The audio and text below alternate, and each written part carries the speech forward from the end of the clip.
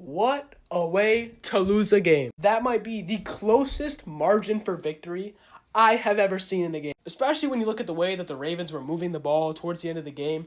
They absolutely would have scored that two-pointer to win the game. With that being said, I did take the night off to just process my thoughts a little bit before I just started spitting online. Now that I've woken up, I've gained some thoughts and opinions. First of all is that Xavier Worthy is the real deal and people need to put some respect on his name. And also Rashid Rice, he was cooking the Ravens secondary at times. But the biggest takeaway that I had last night was Malik Harrison does not deserve a spot in the National Football League. There was missed tackle after missed tackle, blown coverage after blown coverage. And I don't understand why the Ravens continuously put this guy in when Simpson was clearly balling out. Like, I know this guy's a rookie. I know you're trying to engage him in the game. But if he's balling him out, keep him in the game, bro. Like, if you see this guy struggle, put him in and out, put him in and out. Just get him acclimated to the game.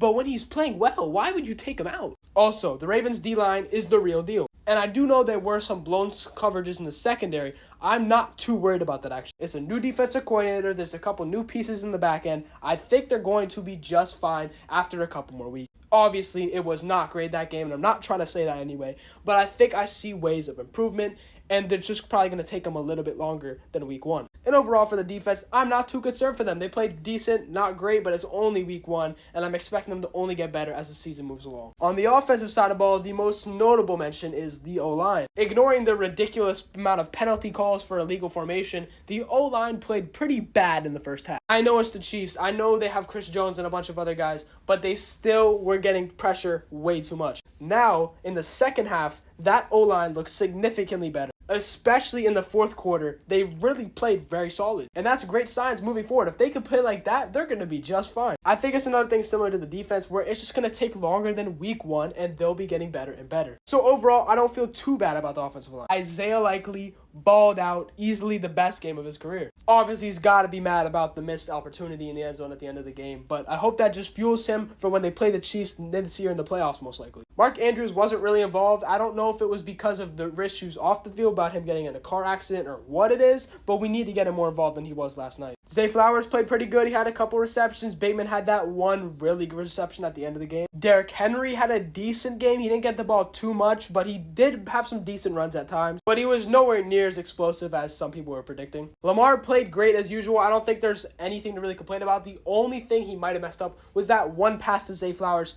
But every quarterback makes mistakes. And if Likely ended up keeping that second foot in bounds, nobody would be talking about Lamar missing that throw. But the one main complaint I have for this offense is the play calling. Listen, I know your offensive line is struggling, but why are you calling 60 screen plays, bro? Like, at that point, the Chiefs were just expecting it every play, and it wasn't working. And I feel like we've been doing this for years now, and it never has really worked. Screen plays in general don't really work when you do them all the time anyway. Overall, after week one, I feel decent about the Ravens. I like how we are moving forward. There's signs of improvement even at the end of week one, and that's great to see even improvement within a game-to-game basis. I really was hoping we could get this win so mentally the Ravens know they can beat the Chiefs when it comes playoff time, but I guess we'll just have to wait and see. And for the Chiefs, good win, solid job, pretty expected.